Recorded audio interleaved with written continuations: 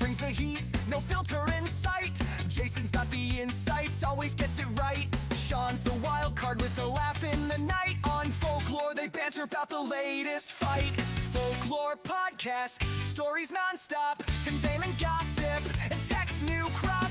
Loud opinions like a punk rock pop. Marcus, Jason, Sean, they never drop. Hey everybody, welcome back to another episode of the FolkLOOR podcast. I'm gonna slowly bring down the music like a professional today. Well, welcome everybody. We are actually live on Kick today. It's the first time we're live on Kick. If you want to subscribe and follow us on Kick, you can go to kick.com/LOOR.TV. And I'm here with Jason 2x4 Farley and Sean. Welcome everybody. I made it. You made it.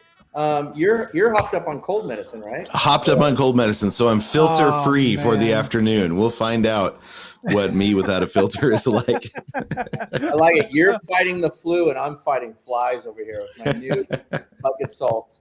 Nice. That I had to actually smuggle over the Utah or Arizona California border. Oh man, that dude, those things are awesome, man. They're amazing. Have you actually killed any flies with those? Oh man, yeah, I don't even the numbers. It's in the thousands now. It's an amazing invention, but we're not sponsored by this company. We should be, but bug assault. Bug assault. Yeah, I'm glad we live in a country that's free enough that allows us to make those things. You know. Yeah, I know. You just can't buy them in California. So. They okay. Yeah. Dirty needles on the streets, totally fine. Yeah. Actually, they'll give you free needles on the streets in California. Yeah. You want dirty or clean, whichever one you want. But a gun that shoots table salt to kill flies, heck no. Heck no. We got to draw the line somewhere. Yeah. Oh man. Before we get into today's story, we just want to talk about some of the things that's really moving on lore. The first thing is Behind the Beards and Bikes. It's a phenomenal show. And for those of you guys that are new or watching us on Kick for the first time, just know that if you go, we run a streaming company called Loor TV, LOOR.TV.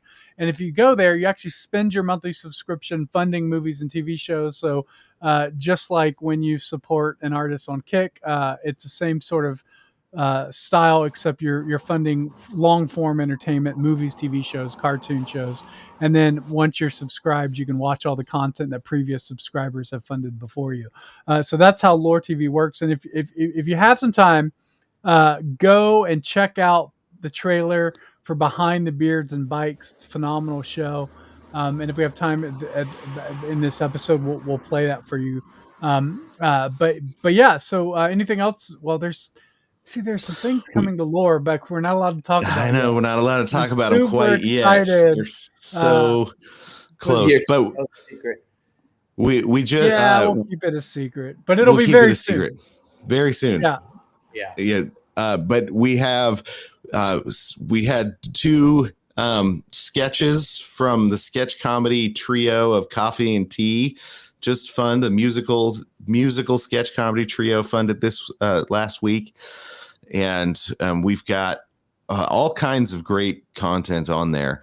And then new content that you can help get, you can vote to help get made. Yeah. Music, Coffee and Tea is a great sketch comedy musical show. Is that what it is? Yep, sketch comedy musical show. Yeah. Yes. So their newest episode, Coffee Nation, is very funny. Yeah, we got new episodes of FolkLOOR coming up really soon. I like actually, really. I was thinking we should. What are your favorite? Okay, really round the table. What's your favorite favorite 5 shows right now? I know mine. Oh man. On Loor or just in general? No, on Loor. We don't talk about it. Barely Biblical, The Salter, FolkLOOR, Behind the Beards and Bikes, and a fifth one. I'm gonna make somebody mad. I'm sure. Gothics. Oh, that's. I always forget to mention that one. I'm going to steal one of yours, maybe 2 years. You know, Jason, when we started, we had 0 pieces of content, and now we actually ranking them is hard. It is. It's really hard. Jason, and he said the C word. He owes us each $1 each. Oh, I do. I owe you each $1. The entertainment shows that we have, we don't have just content. Did I say that? No, it was me. It was me. You said the C word. No, I didn't. No, it was me. No, you both did. Oh, we both did. Oh no. Oh no. We need a tip jar. We do. It's like a swear jar. we should share every time you say the C word, you know. Yeah. As opposed to the word entertainment. Yeah. It's a great point though. It's a completely valid distinction though, and it needs to be made. So yeah, I think it's important, and just to share with the audience so they know what the heck we're talking about. Yeah, not that C word, the content. No, content. So it's all as bad. Starting somewhere about 17 or 18 years ago, every gonad in Hollywood would use the word content. Like, yeah, we're just going to get some more content. Content's king. And it was just like, that was the buzzword around town. And I thought, no wonder everything is so bad, because they're treating entertainment like instant mashed potatoes. Like, that'll fill you up. It's content, but that's really not like, not very exciting. So that's a great point. Instant mashed potatoes. Yeah. It's like in the 1950s where, you know, everything was Campbell's soup and whatnot. And this isn't a trivia lesson, by the way, but maybe it should be. It was actually Julia Childs who came and became very, very popular because her cookbook was hard. And hardcover or like hard as no, it was difficult. Like the recipes were difficult. You had to master them, and it became very popular because people were bored with Campbell's soup and TV dinners. That was all the rage. And she taught people that it's okay for cooking to be hard and there's value in it. And then and that was really where she got her fame. Yeah, that's actually nice. I'm almost thinking that Jason, I don't know. Marcus is on your tail with the trivia. Yeah, man. I know. No, that's a good one. You got an understudy right now. Yeah, but speaking of that, do you guys hear that? Wait for it. I hear someone tuning a guitar. Whoa. Almost.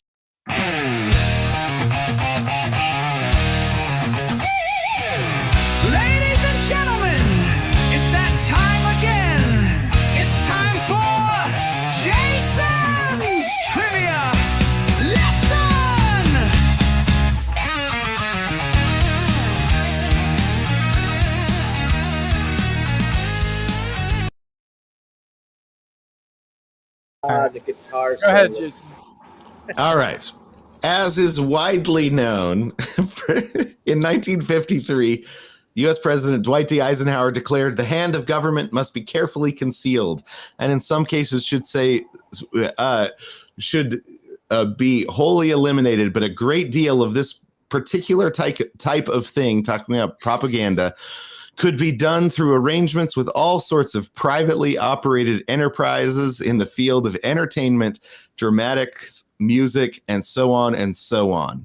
Right. So in 1953, President Dwight D. Eisenhower said, we need to work together with the entertainment industry to begin getting the messages of government out there. In the CIA, or the director of the CIA said the easiest way to inject a propaganda idea into most people's minds is to let it go in through the medium of an entertainment picture, meaning a movie, when they do not realize that they are being propagandized. So in the late 40s, early 50s, the president and the CIA decided that they needed to start making movies. The trivia question for the day is, in 1954, what was the first full-length movie that they funded? Wow. Was it like CIA Studios presents? How do they? More covert than that. This is a hint. They actually funded it through a British studio in London in order to be able to get away with it. Oh, they used the frogs to. Okay. The CIA doesn't work on American ground, as you know. Yeah. Yeah. So they had to. So they did it in London. That's a hint. In 1954. Wow. And they follow the rules too. By the way, they're very always. They never don't follow the rules. Yeah. So strict rule followers of CIA guys. This is a good one. I like this one. This almost sounds like a trivia question that would have got presented on like Art Bell's Coast to Coast or something. Oh, like, totally. Right? My mother-in-law was a huge Art Bell fan. It was great. One of my favorite when I had just met her, right after we got married, first time I was staying at my in-laws' house. My mother-in-law came in and she said, "Oh my gosh, did you hear? A guy caught an alien and he was keeping it in the freezer." And I was like, what? She said, "Yeah, an alien was in the freezer." So he called the government, but when the government got there, it was gone. Oh no, foiled again by frozen alien. And my wife was like, "Were you listening to Art Bell again?" She's like, "Yeah, this is my favorite show." That's hilarious. That's a good story. That's a great story. I like that. My mother-in-law was a hoot. That sounds like it. Great radio programming. I missed some of the great, like Dr. Demento. That was a good one. Wolfman Jack, Art Bell, and then there's all those good detective shows back from the old days. Oh, anyways, we just go down the history faults there. So that's a great trivia question. I hope that somebody gets it because so far, no one in the history of this podcast has ever guessed your answers. No, Laura's gotten closest. She was Laura, just an inch away. Yeah. I like your shirt, Marcus, by the way. This is the first time I've seen you wear this shirt. I feel like I'm the only one like super excited about the new Superman movie. I'm super excited about it. Okay, because I read the comments and like people are just looking for things to be upset about it, like they're preparing to hate it. And every time I've seen a clip of Superman's dog in the film, I'm just filled with joy. Yeah. This is a side topic, but on the recent trailer, a lot of the feedback was, "Oh, it seems anti-government, or there's going to be this immigration propaganda and stuff in it." And I'm like, that's always been Superman's battle. It's always been, he's doing all this stuff, he's saving lives, and the government was always like, "You're getting in the way," and so so I don't think that the tension between Superman and the government is something current or trying to appeal to something current. It's always been that way. That's in the IP. Right. Yeah. I mean, it started during a world war, right? Or around that time, or maybe it was before that, actually, wasn't it? Yeah. Superman it was started between the two wars. Yeah. Yeah, between the two wars. Yeah. So I got a question for you guys. Superman, Samson, Aquaman, and the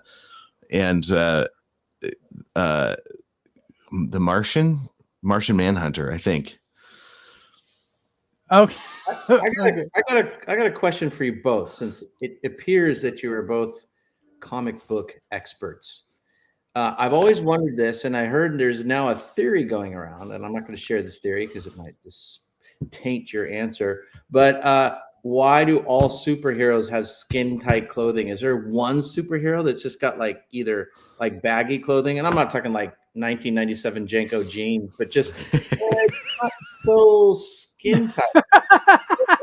I had those jeans. Oh no. I can't. No. Just tell me you weren't wearing Skechers and actually, just to be honest, we couldn't afford Jinko jeans, so I had like the bootleg flea market version. I mean, you had Casey Jones. He wasn't in the skin tight. How about one I've heard of? Oh, you've heard of Casey Jones? What are you talking about? No, see, that's the thing. I don't have the street cred that you guys have. I have no idea. Never heard that. Unbelievable. From Teenage Mutant Ninja Turtles, Casey Jones. He's got the hockey stick. I missed that era. Oh man. But I'm talking about iconic, like Wonder Woman, Batman, Superman, Aquaman, all have tight outfits. Now there's a theory about why that is, but I don't want to believe that theory because it's super creepy. So I have a theory that's probably more practical than the creepiness. I think it's because it's easier to draw. Yeah, that's probably true. Although Victor did beat me to Luke Cage. I was going to say Luke Cage also wears street clothes, but you probably easier to draw. What? How is it easier to draw? You've got to draw more contours of muscle and leg than just a pair. Yeah, but those always stay the same and aren't defined by the physics so much. But I mean, Superman has a cape though. That's complicated. Yeah, that's Batman true. has a cape, so I guess it doesn't matter. What's the theory? I got to hear this. Oh man, it's dark. Oh no, it's dark, but I kind of like I don't know. It's okay. We're streaming on Kick. We can do that. Yeah. Now that I know, now that I've really analyzed Disney and Nickelodeon and realized those are the two creepiest. Like they shouldn't even be 100 miles with any child. The people that work there and do it. Sorry for a couple of you nice people that work there, but most of you are absolutely creepy. The thing is that they say it most represented a naked body. That might be, but I do think there's a long kind of tradition of the hero being, you think back to Greek heroes and Roman heroes, and you see statues of them. Okay, I think there's I think it puts them in line with kind of the ancient, early medieval Renaissance heroic figure more. Okay. That's kind of how I've always thought of it. I think that's a really safe, feel-good answer, and I like it because I like feeling safe and good. Okay, I'm going to challenge you. I like this where this is going. Okay, what about the cape? Where's the cape? No capes. No capes. No capes. Why are there from the Incredibles? No Incredibles. No capes. No capes. Edna Mode. Edna Mode. And guest. What does the cape do? What's the symbol? What's the symbolic nature of the cape?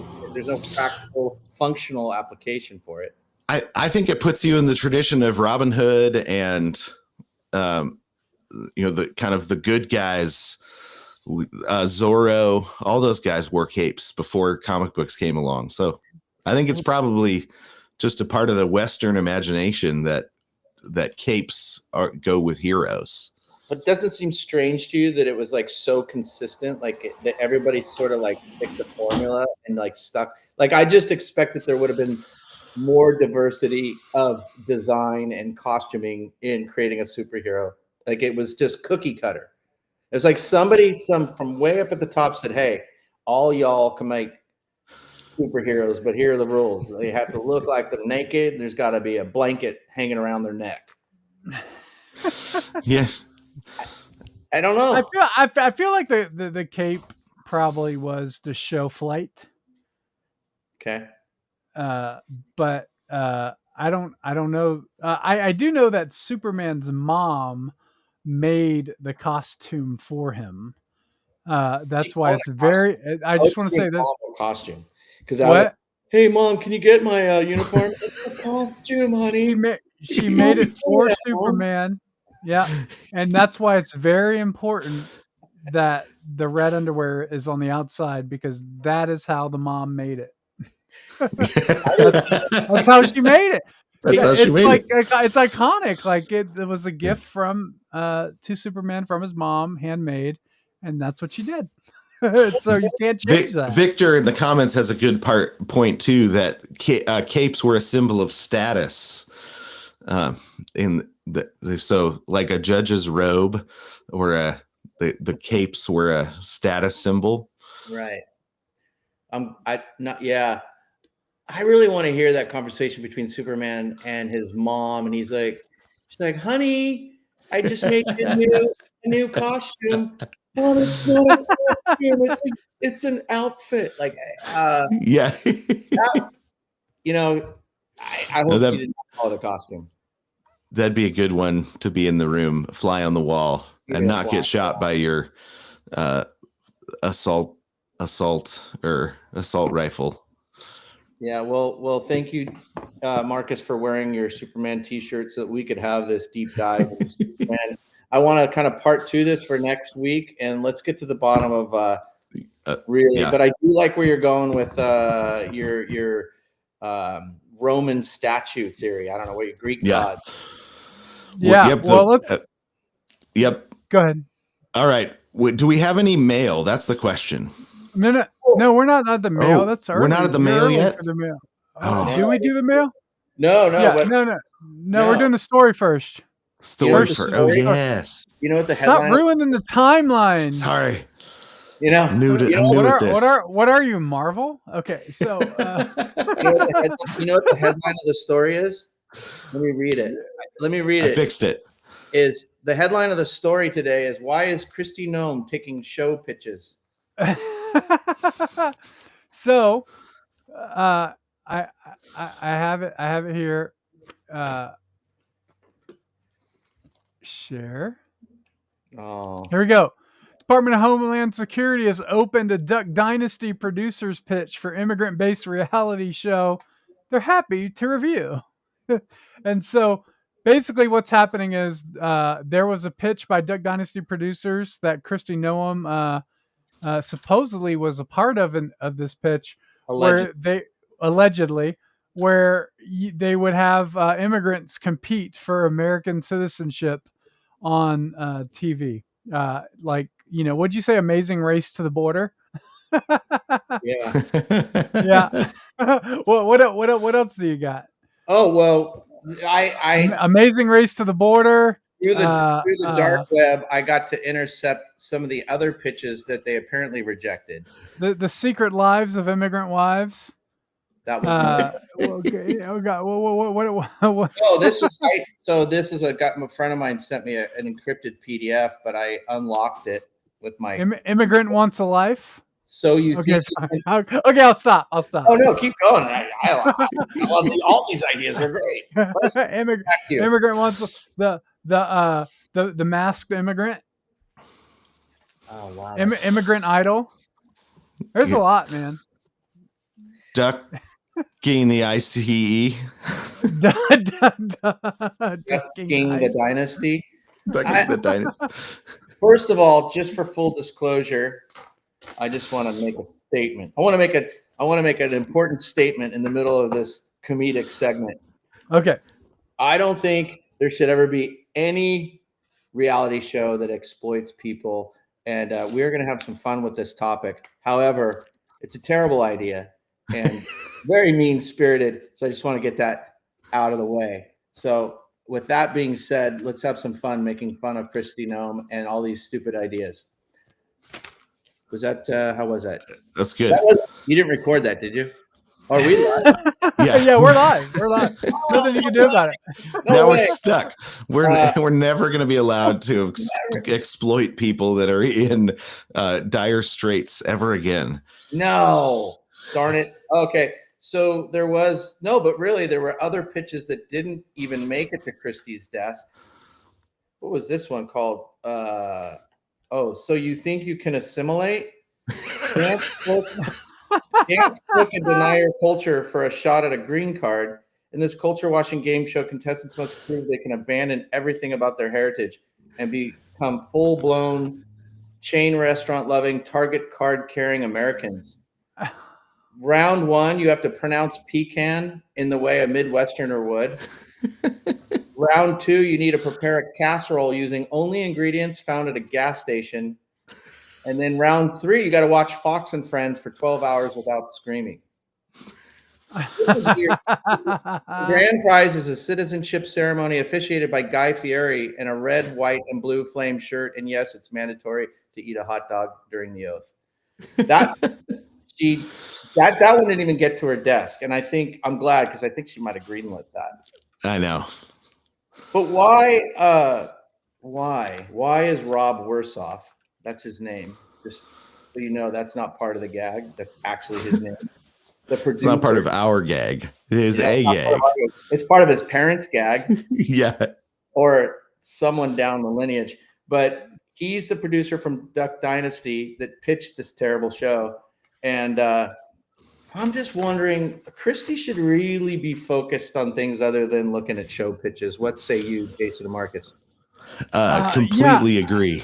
Yeah, I absolutely completely agree that just like the trivia lesson question that was given today, I don't think the government should be in charge of the television that we watch. I mean, we built Lore TV specifically on that one foundational principle that it's not the government's job to dictate what kind of stories and entertainment are told. And I think that is one of that's pretty bottom of the barrel in terms of like trash TV. But I will say this, not apologetically, I would probably watch every single episode. I like every single week, like it was American Idol or something. You would hate. Do we get to vote? That's the question. That makes it even more. Do we get to vote? Like, do I text 45559 to decide who gets kicked out of the country? Yeah. Well, you got to up the stakes. It can't just be get kicked out of the country. It's like you're going to a Venezuelan prison, or you're becoming a full-on American citizen. That's some good TV right there. Or if I was producing this, the third episode, whoever gets out that night goes to Venezuelan prison. The other one can just go back to their home. But third night, it's terrible. It's a terrible idea. You got to get the ratings. You got to get the ratings back after the first two. First episode is going to be tons of ratings. Second episode, there's going to be a dip. You got to have that third episode high. It brings everybody back. We got to bring everybody back. It's so bad. So I don't think I was thinking about this. Like, can we should make a pact. We cannot do any reality shows that take advantage of other people. Well, do you know what I'm saying? Yeah. I think I don't like reality shows anymore. Not all of them, but like my personal philosophy of reality television is that they should know what they're getting into. Yeah, it should be clear. So I think as long as the contestants know that they're getting into a stupid reality TV show and they're going to be made to look stupid, then I have no moral problems with it. It is when they don't know, like we're 20 seasons into The Bachelor now. And if you don't understand that you're going to just destroy your life by being on that show, I really can't help you. I don't think the show should exist anymore, but I can't help you. Yeah, well, the reality is I knew some of those people, and they all ended up getting a pretty significant lift in whatever career they had on the sidelines, whether it was like Reiki instructor or if the producers like you. I don't know, man, those ladies all leverage, even if they were hated. They find a way to make a bag after that show. Yeah. I think if you're the kind of person that goes on that show, you're the kind of person that's going to figure out how to walk away with the money afterwards. How do we monetize this? They're all thinking that. They're looking at their own life thinking, how do we monetize this? Which I think is a problem. Well, but then of course, and you'll know more about this as you get to know me, especially once Big Brother starts this year. I'm a huge Big Brother fan, like for real. And all those contestants know exactly the game they're playing, which is why I always root for the villain, because I think the villain is always the smartest one, because they're the ones that because Big Brother is a chess game and it's a social game, and you're lying to everybody constantly. But everybody enters into that game knowing the rules. It's just like traders, right, on Peacock. Like, someone there is lying, and I wouldn't have any. If I was in that show, I wouldn't have any personal grudges ever if anybody was lying to me and fooled me. Well, It's this my is like fault. Beast Like, I Games, wasn't playing right? the game well. It's like Beast Games, what we were talking about, Beast Games. Like, all these people are upset and think it's mean-spirited, but all of these people signed up for it. They all signed up for it. Yeah. So I think game shows have a different sort of thing, but the stakes are so high on the Kristi Noem immigration thing. Yeah, like they're so high. That's what bothers me about it is these are folks whose lives are on the line. Like their future generations are on the line with this show pitch, and that's what really bothers me is turning. Are my children going to grow up in squalor or in America into a game show? That bothers me. But isn't that technically The Apprentice though? Like, you either get the job or you're back working at McDonald's. Like, oh my god, what a leap! That was a leap. I think you walk away with experience with The Apprentice, all sorts of things. But yeah. Right. Maybe it was that I want to be Diddy's assistant show. That might be it might be the closest. That's parallel. A great example. But the person wound up being Diddy's assistant didn't actually come out better. Yes, exactly. The winners were the winner was the worst off. off. Diddy. Oh man, you gotta restock Diddy's baby oil bottles for a year. Yeah, I would just say that the cheesecake episode was amazing. Do y'all remember that? Did you watch that, Sean? No, I didn't watch it. They had to go and walk all the way across New York City, across the Brooklyn Bridge. They had to get a cheesecake from a specific shop and bring it back to Diddy, and they couldn't damage it the whole way back. And it was like a 5-mile walk or something like that. It was tremendous television. But I will say that Diddy was not playing a character. We look back on that now and go, oh, he was really bad. He's just really a terrible person. And now no one wants to work for Diddy. By the way, just for except his lawyers, because they're probably show of hands, did any of you ever, even rewinding 25 years ago, did any of us ever like that guy? Was there anything ever likable about that guy?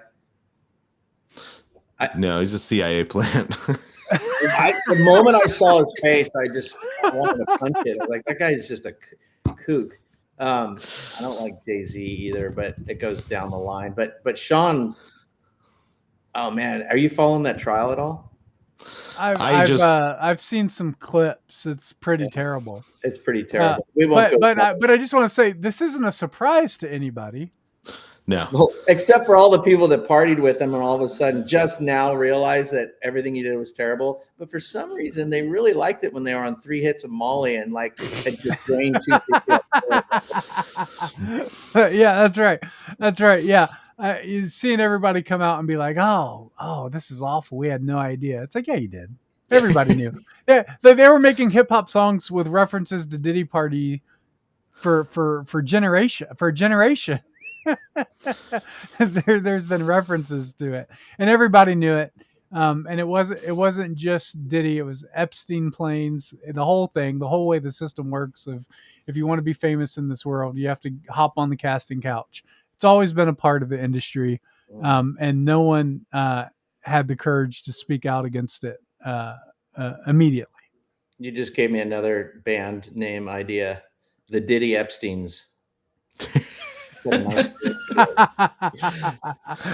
Diddy Epsteins. That's a great name for a band. Yeah. Diddling Epstein. Epstein's Ditties. Epstein's Ditties. Oh man. Well, we took a side road on that one. So in closing, therefore, moreover, thereafter, Kristi, you're Kristi Noem. Focus on your job. Stop thinking show pitches and lighten up on the makeup and the low cut tops, because kind of working for the government, like doing government stuff. not being a show development executive. Sorry, Kristi, but sometimes you just need to hear the tough love, and we're here to give it to you. Do development executives routinely tell the government to stay away, or are they, or because I get the impression they're always looking for ideas. It's gross. Like if I was working for the government, I would tell my staff, I say, you don't even return a call from a network or a producer. Like that is not what we're here for. Think about how many people are pitching then. Think about just stacking up the number of minutes they take to respond or email. No way. That's just I draw a line on that. But I just want us to know that if Kristi, you do lose your job, we have new openings for development executive here. If you want to Which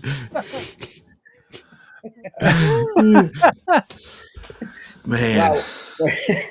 We all got stumped on that one. What else do we got? We do have. Well, you have a letter about this, don't you? Well, yeah. Oh, I have a letter that I'm working on drafting to plea and beg Rob Wersoff, the creator of Duck Dynasty, to stop pitching TV shows altogether. I figure if we can, I want to work this two angles. I want to get Rob to quit his career, and I want to get Kristi to focus on her job. We all can just move on. All right. Do you want to hear the draft of the letter? Yeah. Yes. We need a duck call though to start it off. I can't do. Can you do one? Because I was going to try. No. There's ducks out behind here and back here. There we go. That's all I Nailed got. it. Nailed it. Right. Nailed it. That wasn't an AI. That was real. Okay, so this was the short version. Oh, I'll go with that. Dear Rob Wersoff. Is that really your last name? Okay. Hi. Quick question. Have you considered not making TV anymore? Look, you gave us Duck Dynasty, a show that bravely asked, what if ZZ Top had a swamp? So thanks. But this new pitch where immigrants compete for citizenship feels less primetime and more plot of a rejected Black Mirror episode. Rob, this isn't a game show. It's literally people's lives. Not everything needs a confessional booth, a hashtag, and Ryan Seacrest. You've done enough, man. You can stop now. Pick up poetry. Start a kombucha line. Open a bed and breakfast shaped like a giant duck. Just no more TV from you. Warmest regards from all the people that watched way too much reality. That's the short version. You want the long version? Sure, why not? Okay. Okay? So let's keep doing it live. Well, it looks like this. Oh, here we go. Okay, this is the long version. Again, for all of you just tuning in, this is a letter I'm writing to Rob Wersoff, the creator and producer of Duck Dynasty. We want him to quit making TV. First off, dear Rob, thank you for giving America Duck Dynasty, the heartfelt story of a bearded men in camo whisper yelling about ducks and our Lord. A show that reminded us all that, yes, anyone, even people who dress like hunting-themed couch cushions, can become millionaires with the right something strategy. But Rob, buddy, we need to talk. We recently heard about your newest TV pitch, the one where immigrants compete to earn fast-track citizenship, a show so tone-deaf it makes The Swan look like a TED Talk. We just have one quick, gentle, loving suggestion. Please stop making television. Don't get us wrong. You've had a great run. You made ducks sexy, we think. Normalize backyard explosives. And proud America, the camouflage is not just a fashion statement. It's a lifestyle. You've done enough, really. The culture thanks you. Now go be free. There's an entire world out there for you, Rob. Have you considered kayaking, competitive pie baking, bird watching, even just silently staring into the middle distance while contemplating your legacy? These are all noble pursuits. Anything except producing one more show that feels like a dystopian fever dream, co-written by Kafka and an HR rep from ICE. We generally believe you have guts, Rob. You must be more of a retirement community cruise ship bingo host kind of guy now, and that's okay. Let the next generation of TV creators take the reins, like the guys over at FolkLOOR TV, preferably the ones who think immigration policy should be a game show hosted by The Rock. Now the policy debates. policy debates. That would make great reality TV. Yeah. By the way, my printer had a heart attack, and I don't know the rest of the letter. It was already too long, but we can workshop this offline, guys. But I really think it's our duty to one, for FolkLOOR to keep making great TV that doesn't exploit people, and two, stop the people that do. That's all I got, folks. That's fantastic, man. I'm gonna have my last sip of sugar-free Red Bull. Also, not a sponsor yet. Yeah, this episode is sponsored by Red Bull and Bugasol. Yeah, I think. Is this a signal that from real world till now we have reached the end of reality TV? Like, are we? I hope not. I really like reality TV.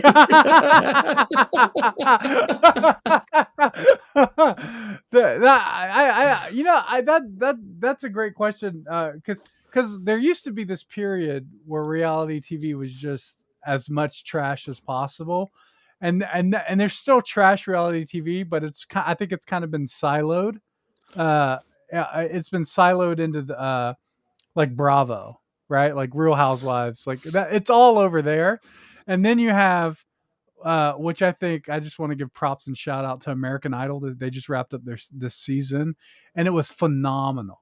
And I say that hating the fact that it's not as mean as it used to be, because right, like, so, like, it's not the trash.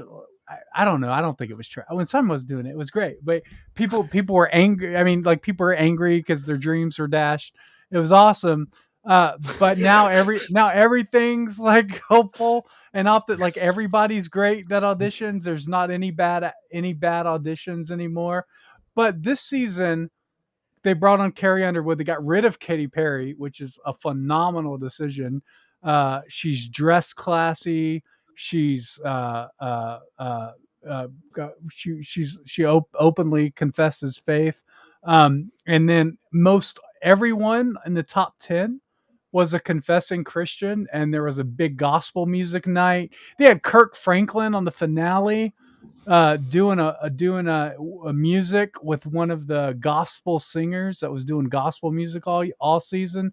I mean, and then the top two, the top three, the third one, Brianna, was primarily wanted to be a Christian artist. It was amazing, and there wasn't any woke nonsense. There was nothing on the rainbow spectrum the entire season. It was amazing. Like, it really was. That's pretty cool. That's you sold me. How do I get it on DVD? Can I get it on Laserdisc? Well, I posted this on X. Betamax. I posted this, and the reason I say this is because there's an article, we didn't get to it, but it says that Gen Z has quadrupled church membership, right? So 4 times the amount of Gen Z are going to church than the previous generation right now. And American Idol has always been this, like, sort of like they're a platform for what's coming, right? So none of those auditions are organic. Like, they've all been scouted out on social media, and the guy, I think, the guy who won, or one of the guys, Thunderstorm was his name. He was like pursued for like 2 or 3 seasons to go on American Idol. So none of it's like authentic open auditions anymore, but it's way more scouted and controlled. But the fact that they're looking at, okay, what's going to be really big, what's huge, and they go with all these like Christian artists for the whole season, tells you that they're looking at a change in like where things are going and where the record sales are going to be, because that's really the goal of American Idol, is the record sales at the end. And so, which is why you never want to sign an American Idol contract, by the way. I think like there's something tremendous, and so I think I think reality TV is getting to a better place, or it's like The Traitors is a great competition show. I think just pure competition, all the drama. I don't mind drama in a reality TV show as long as it's about the competition. And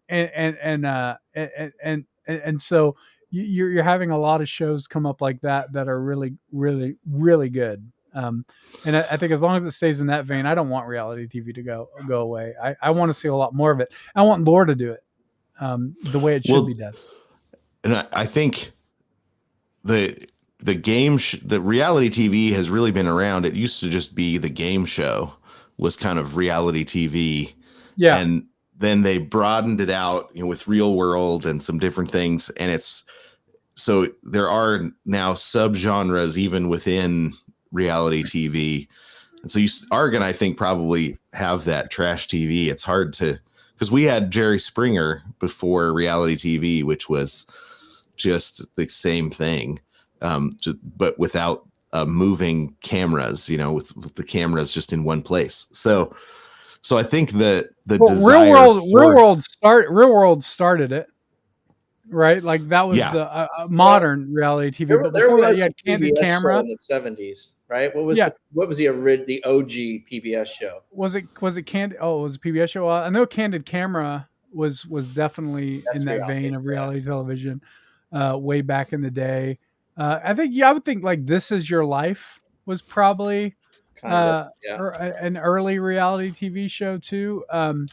But I mean, most all the game shows were reality television to some degree. Wally George. Good call, Victor. I was just about to talk about Wally. Do you hear that? Victor should be on the show. No, tell me about Wally George. Wally George was this really wacko Orange County based Republican guy. His daughter was a very famous actress who starred alongside Tom Cruise in his first big breakout hit. Can anyone name who that would have been? Rebecca De Mornay.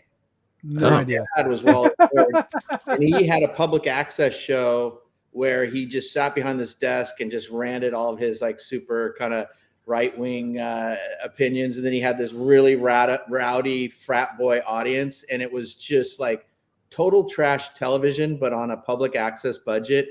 And one of those things, it was a total train wreck that you could not turn your eyes away from. And hot seat with Wally George, is that what it was? Hot seat with Wally George, yeah. And if you go online and look it up, just look up Wally George, you can see some of the old episodes. I mean, it was like if you grew up in Orange County in the 80s, like Wally George was a household name. Yeah, so it's. I'm gonna have to check that out. That sounds wild. Yeah, Wally George, but Rebecca De Mornay. This is new to me. I've not heard this one. Yeah, well, when we're done, look them up. Put your Google goggles on and get busy. Catch up on some Wally George episodes. I like your enthusiasm for American Idol. I never watched that show for some reason. I don't know what it is, but I can't stand those kind of shows. But I will admit, Marcus, you kind of just sold me on it after 20 years. I think if you look at reality television as incubators for new talent, I think you get a different perspective on it, especially like American Idol. The Voice is the same way. I just never really got into. I think the storytelling on American Idol is just way better.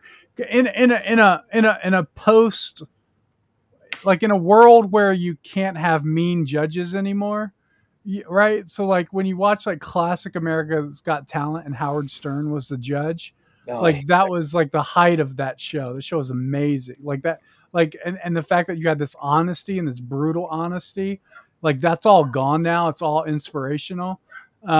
So, I don't think I would like to bring that back because I think it was great when you would tell people, hey, you should actually find another job. And, because you're not good at this. And when that was real and authentic and people were really upset about that, like that was really great television.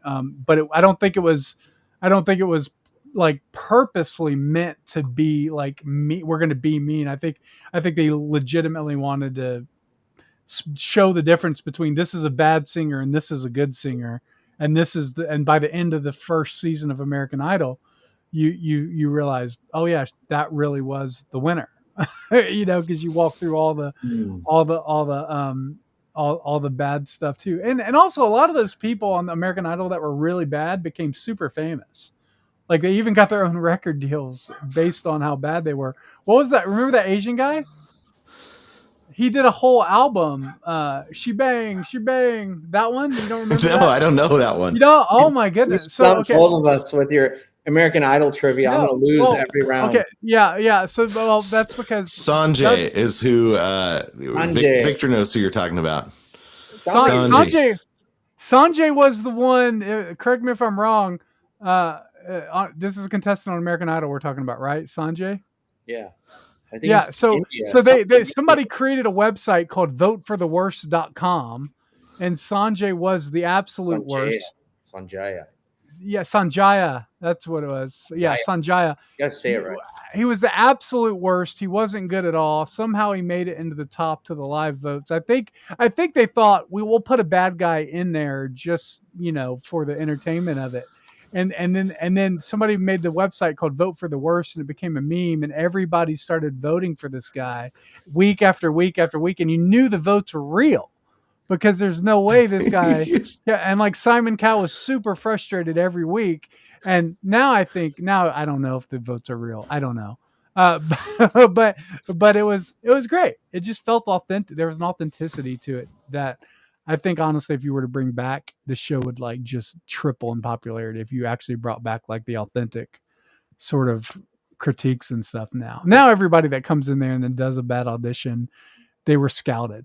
Like they put them in there and they know, and so it's come a long ways. But do you know where I go to find new emerging talent? Lore TV. No, the FolkLOOR podcast. The FolkLOOR podcast. Are we going to have some emerging talent? We can't announce it yet, but we're going to have some emerging talent coming up June 4th. I'm telling you, this guy 2x4 Farley he's got real potential, man. Yeah. Oh yeah, that guy too. He's all right. Funny, he's friendly. He's like George Wendt, better looking and alive. Yeah. And nice. He's recently emerged from a cocoon, so yeah, he's emerging. Right. Well, Jason, do you want to go ahead and give the trivia answer? Before we do the trivia answer, because I think we've got 8 minutes, we didn't finish our quick round, the clock of our 5 favorite shows on Lore TV.